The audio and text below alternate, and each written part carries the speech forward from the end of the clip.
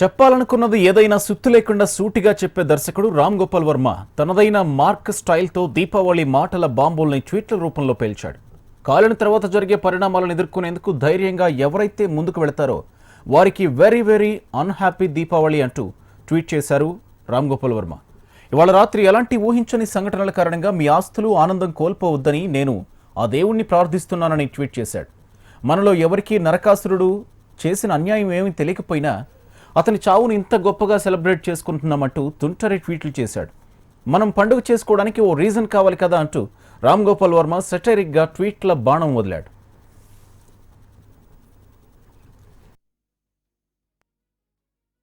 కాలిన తర్వాత జరిగే పరిణామాలను ఎదుర్కొనేందుకు ధైర్యంగా ఎవరైతే ముందుకు వెళతారో వారికి వెరీ వెరీ అన్హ్యాపీ దీపావళి అంటూ ట్వీట్ చేశారు రామ్ గోపాల్ వర్మ. ఇవాళ రాత్రి ఎలాంటి ఊహించని సంఘటనల కారణంగా మీ ఆస్తులు ఆనందం కోల్పోవద్దని నేను ఆ దేవుణ్ణి ప్రార్థిస్తున్నానని ట్వీట్ చేశాడు. మనలో ఎవరికీ నరకాసురుడు చేసిన అన్యాయం ఏమీ తెలియకపోయినా అతని చావును ఇంత గొప్పగా సెలబ్రేట్ చేసుకుంటున్నామంటూ తుంటరి ట్వీట్లు చేశాడు.